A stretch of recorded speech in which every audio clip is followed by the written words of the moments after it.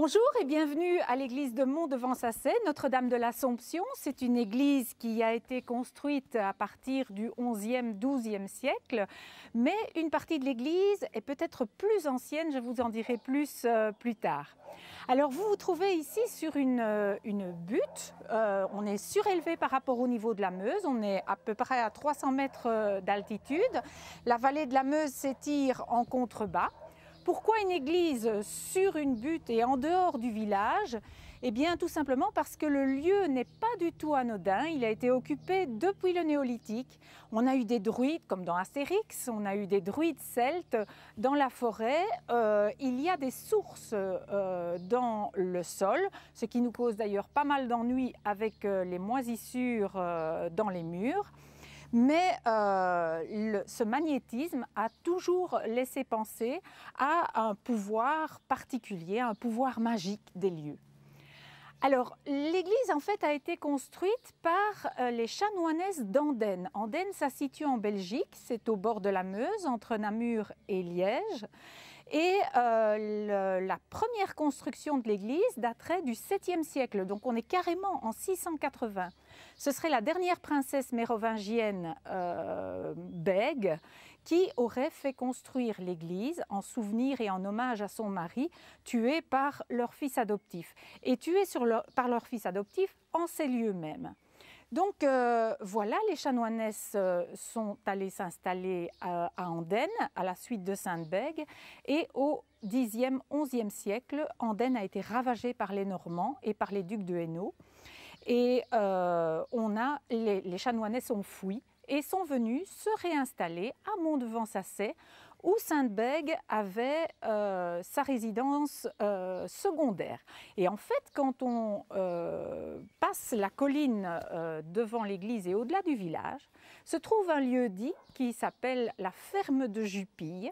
Et il faut savoir que Jupille était la résidence principale des maires du palais mérovingien à côté de Liège, qu'il y a encore là-bas une institution de chanoinesses et les chanoinesses de Bègue sont venues se réinstaller ici et construire cette église qui est surdimensionnée par rapport au village et par rapport à la région, mais elle était prévue non pas pour être une église paroissiale, mais pour être une église abbatiale. Et donc, tout un monastère devait être construit à la suite, qui n'a jamais été construit, et nous sommes restés avec cette église magnifique. Voilà, ce sont les plus anciennes voûtes de l'église de Mont-de-Vansasset, de Notre-Dame de Mont-de-Vansasset. C'est la partie romane de l'église. Elle date de la fin du XIe et du début du XIIe siècle. Donc c'est un chœur roman à 5 pans avec des arcades en plein cintre. L'église a donc été construite en plusieurs phases, avec une première phase qui était le chœur, construite au XIIe siècle, donc le XIIIe avec la nef, et puis les bas-côtés à la fin du XIIIe. À la fin du XIIIe également, on aura le porche dont je parlerai par la suite, et au XVe siècle, la construction du massif occidental, avec la tribune d'orgue qui a été achevée au XIXe siècle. Alors la grande tour clocher que l'on voit de très très loin a été édifiée au XVe siècle. Mais malgré toutes ces périodes de construction successives, on a une homogénéité qui est tout à fait fabuleuse à Mont. On a cette impression d'ensemble alors qu'on passe normalement d'un style à l'autre. Surtout quand on passe du roman qui est trapu et massif au gothique qui est plus élancé, on a habituellement une rupture de hauteur qu'on ne sent pas du tout ici dans l'église. C'est dû aussi au fait que nous bénéficions ici dans l'église de Mont de l'influence des cisterciens. On n'est pas loin de l'abbaye de la Chalade, pas loin de l'abbaye de Trois-Fontaines qui sont filles de sitôt, et nous avons une influence cistercienne dans ces arcs légèrement brisés et dans ce dépouillement de la partie du XIIIe siècle qui correspond bien au dépouillement roman. Alors comme je l'ai expliqué tout à l'heure, donc l'église est située sur une masse de sources résurgentes, ce qui crée ce magnétisme dans le sol, très intéressant pour créer un lieu religieux, mais toute l'église était couverte de moisissures à l'intérieur et ce sont les bénévoles du village qui se sont retroussés les manches et qui ont brossé patiemment les murs de l'église, ce qui permet maintenant de retrouver la clarté du lieu. Donc nous avons passé toutes nos vacances et nos week-ends à redonner au lieu, à la pierre, son naturel, y compris à la brosse à dents dans les joints, puisque nous ne pouvons utiliser aucun produit. C'est de la pierre, il y a des enduits à certains endroits, donc nous avons dû respecter les enduits à certains endroits. Et il y reste une fresque, parce qu'il faut s'imaginer que l'ensemble était couvert de fresques qui racontaient l'histoire religieuse à une époque où on ne savait ni lire ni écrire, et donc on expliquait l'histoire religieuse en montrant, comme une bande dessinée, les peintures sur les murs. Donc nous devons préserver les restes de peinture. Tout le reste a été nettoyé. Nous avons mis 5 ans et maintenant l'église est fin prête pour accueillir les visiteurs avec cette pierre qui est magnifique. C'est une pierre calcaire, évidemment poreuse, mais c'est une pierre calcaire qui est très très lumineuse. Alors, il nous reste un seul morceau de fresque pour toute l'église, c'est ce morceau qui est très très abîmé parce que nous ne pouvons pas restaurer le mur autour. Il s'agit de la représentation du martyr de Saint-Quentin. C'est très très intéressant d'avoir cette fresque dans l'église parce que Saint-Quentin est vénéré principalement dans le quart nord-est de la France. C'est lui qui a donné son nom à la ville de Saint-Quentin. Et le pauvre a été martyrisé en recevant des clous plantés dans les épaules. On voit ses genoux qui ploient sous les coups. Et on est très heureux d'avoir conservé cette représentation parce qu'on ne la trouve quasi nulle part ailleurs dans les églises. Alors j'ai deux anecdotes à vous raconter, ici dans le chœur, donc la partie la plus ancienne de l'église. Tout d'abord, je vais vous montrer un endroit au centre du chœur. Quand on se place au centre du chœur, on a l'impression que le sol, que le carrelage et l'axe de la nef ne sont pas sur la même droite. Et en fait, ce n'est pas qu'une impression, il y a vraiment une rupture d'axe. C'est tout simplement parce que, enfin tout simplement est un grand mot, c'est parce qu'ils ont eu des difficultés énormes à construire la nef qui s'est effondrée à plusieurs reprises lors de l'édification. Et ils ont eu des difficultés parce que le sol est marécageux et donc il est instable. Les piliers se sont laissés aller, la nef s'est écroulée donc, et la dernière fois, ils ont décidé de désaxer légèrement le bâtiment pour pouvoir arrimer les piliers. Il en reste que donc, cet axe n'est plus exact. On a raconté que c'était une erreur de l'architecte qui a un peu pleuré toutes les larmes de son corps après, voyant qu'il s'était trompé dans l'axe du chœur qui normalement doit pointer vers l'est, mais c'est plus un problème technique. Alors une deuxième anecdote, mais elle est très très touchante. En fait, l'histoire d'une église, ce n'est pas seulement une histoire qui s'arrête à sa construction, il y a aussi pendant des siècles toute une vie dans l'église. Et ici, nous avons des stalles en bois qui n'ont rien de particulier, elles ne sont pas extraordinaires, mais elles comportent des petits messages gravés par les enfants de chœur qui s'ennuyaient sans doute, et qui sont des traces de l'histoire aussi touchantes que tout le reste de l'édifice. On a notamment sur ces bancs gravé des « À bas les collaborateurs »,« Vive Roosevelt », donc des choses beaucoup plus proches de nous, mais qui nous prennent aux tripes quand même. Donc dans des cours de la construction de l'église, je vous ai dit le chœur 11e, 12e siècle, la nef 13e siècle, les bas-côtés fin du 13e siècle, et le porche d'entrée, lui aussi, milieu du XIIIe, fin du XIIIe. Alors vous vous trouvez quand même devant le plus ancien porche sculpté, conservé de Lorraine. Il y en a d'autres qui sont plus anciens, mais ils ne sont pas conservés. Ici, c'est la statuaire d'origine qui a été conservée. Et il est fabuleux, ce porche. Tout d'abord, sur la droite, vous avez une évocation de l'Ancien Testament et deux personnages qu'on ne trouve quasi jamais dans une entrée d'église, c'est Ève et Adam. Il faut s'imaginer qu'ils étaient nus au départ et puis qu'un curé au XVIIe siècle a trouvé ça quand même assez indécent et les a fait rhabiller. Ensuite, nous avons Moïse avec les tables de la loi, Abraham prêt à sacrifier son fils, et puis un personnage qu'on trouve également très très rarement, c'est Noé. Noé, et comment sait-on que c'est Noé? Eh bien parce que non pas, son nom n'est pas inscrit sur le socle de la statue, je vous ai dit, les gens ne savaient pas lire au Moyen-Âge, mais on a ici en dessous une espèce de petite barque dans laquelle est installé un personnage qui tient un rameau d'olivier, et on a la colombe de la paix à l'avant du bateau. Le bateau est sur des flots ondulés. Donc on a tous les éléments qui font penser à l'arche de Noé, mais tout est réduit et symbolique. Une fois évidemment qu'on vous avait expliqué que c'est Noé, eh bien vous le reteniez. Alors, pourquoi Noé? Eh bien, je vous l'ai dit, l'Église est construite sur des sources résurgentes, donc sur de l'eau. Et tout dans le porche de cette Église fait référence à l'eau.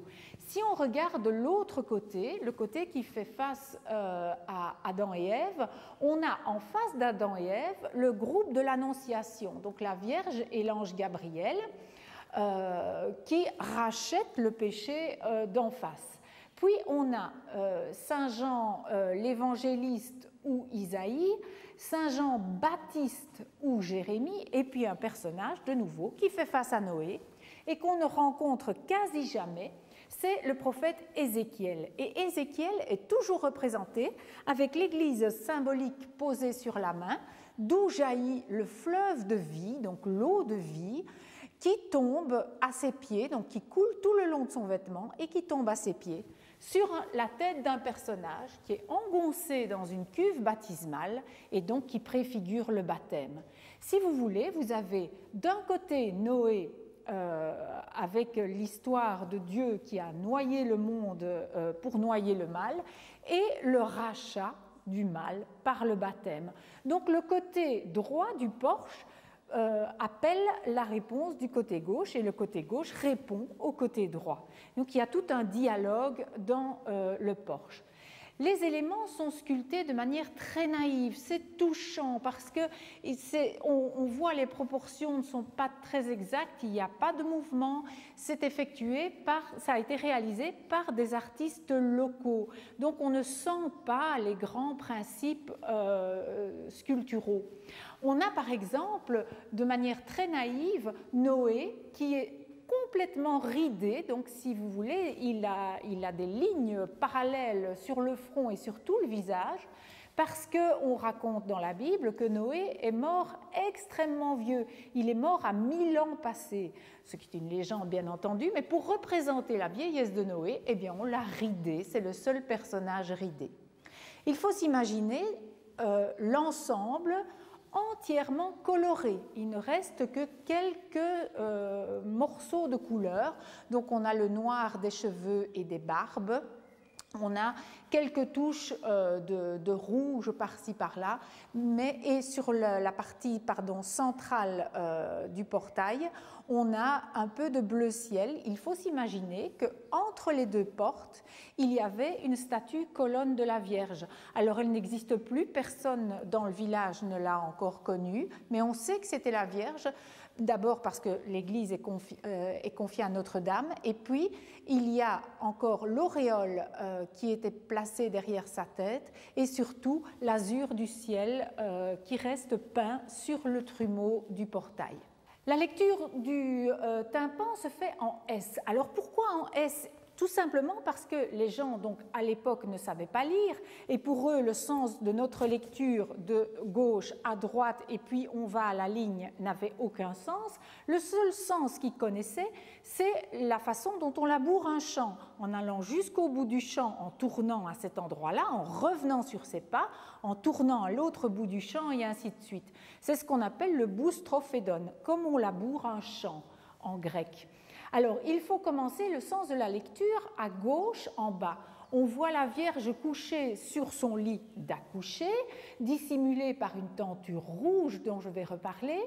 Puis, on a plus à droite l'enfant Jésus couché dans la crèche avec la tête du bœuf et l'âne qui dépasse de la tenture rouge. À droite, un personnage mutilé, ce serait Saint Joseph, agenouillé. Et puis, on monte monte d'un étage, on est dans la bandelette supérieure, on a 3 silhouettes avec des bâtons, ce seraient les rois mages, puis on a les bergers avec les moutons. À gauche, la fuite en Égypte, elle est magnifique. Oui, il y a très peu de détails, mais elle est magnifique, elle est très bien conservée. Puis on monte d'un étage, on a le massacre des innocents, on voit les soldats transpercer les enfants avec des sabres, puis toute une partie qui est très très abîmée à droite qu'on ne sait pas identifier, et tout en haut, un personnage rare aussi dans les porches d'église, c'est Hérode couronné, à la place de Dieu le Père ou du Christ roi. Alors pourquoi est-ce que ce tympan est tellement abîmé? Eh bien parce que par hasard, tout à fait par accident, un obus lors de la guerre 14 a explosé ici dans le porche et a abîmé toutes les extrémités, donc les mains, les petits détails, toutes les petites pièces de pierre ont volé en éclats. La partie qui a le plus souffert, c'est effectivement cette partie droite du tympan et aussi ce qu'on appelle la Jérusalem céleste. Au-dessus des statues, on voit des petites maisons avec des tours. Eh bien, c'est la Jérusalem céleste symbolique qui est représentée. Alors, tout en haut, on a les voussures avec les personnages de la Bible. C'est trop long à détailler. Et la couleur orange n'est pas une couleur qui a été ajoutée, mais simplement la pierre qui a cuit parce que l'église a été incendiée à plusieurs reprises et donc nous avons quelque part de la terre cuite là au-dessus. Alors ce qui est très très intéressant, c'est le fameux drapé rouge qui cache la Vierge. Il y a 2 hypothèses envisageables. Si on écoute les anciens du village, très pragmatiques, ils vous diraient « Oh, ben, ma bonne dame, c'est la Noël, la Vierge elle a froid, on lui a mis une couverture. » Mais bon, ça ne tient pas trop la route. C'est vrai que c'est la Noël, mais bon.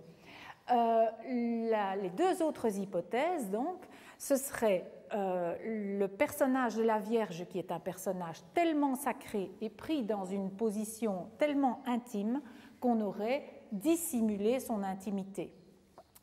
Ça ne tient pas fort non plus parce qu'on a plus à droite le bœuf et l'âne qui sont dissimulés par la même tenture rouge et qui, eux, sont tout sauf sacrés. Donc cette hypothèse-là ne tient pas la route. Par contre, une 3e hypothèse, et on retrouve ce système dans les manuscrits du Moyen-Âge, au XIIIe siècle, on était incapable de représenter la perspective. Or, un lit et une personne couchée sur un lit, pour quelqu'un qui ne connaît pas la perspective, c'est d'une difficulté insurmontable. Et donc, quand on était face à des problèmes de représentation de la perspective insurmontables, eh bien, on tendait une petite tenture pour se tirer d'affaire. Et il faut probablement voir ici cette solution-là qui a été adoptée. Alors, dans l'histoire de l'Église, il y a évidemment les Mérovingiens et les Carolingiens. Et dans toute l'Église, on trouve ces influences de l'art carolingien et mérovingien et des influences notamment d'Aix-la-Chapelle, de Trèves en Allemagne. Il faut savoir aussi que le chemin de Saint-Jacques de Compostelle passait par la frontière germanique et donc par Aix-la-Chapelle notamment. Et qu'est-ce qu'on constate ici? Quelque chose d'incroyable parce que c'est très très rare, c'est la forme octogonale du porche. Cette forme octogonale qui rappelle la chapelle palatine de Charlemagne à Aix-la-Chapelle.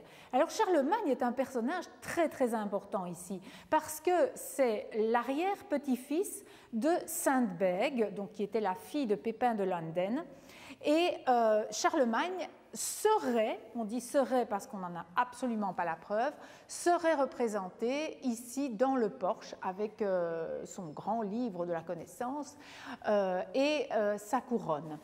Et un 2e personnage représenté dans ce porche serait le bon roi Dagobert, donc Saint Dagobert, qui avait installé la dernière capitale des Mérovingiens à Stenay, soit à 10 km d'ici environ, et le pauvre Dagobert a été assassiné dans la forêt de Hoèvres, qui se situe juste de l'autre côté de la Meuse par rapport à nous. Et il y a d'ailleurs encore la source Saint-Dagobert qui est mise en évidence dans la forêt et les chemins de Saint-Dagobert que vous pouvez encore parcourir, qui y mènent et qui montrent l'endroit où Dagobert a été assassiné. Donc c'était un attentat clairement. Et la dynastie mérovingienne s'est éteinte à ce moment-là. Alors nous descendons maintenant dans la partie la plus remarquable de l'église. Elle date probablement du XIe siècle et c'est un bonheur de vous la faire découvrir. Mais je vous invite à nous rejoindre la semaine prochaine pour que je vous en parle plus en détail. Soyez avec nous la semaine prochaine.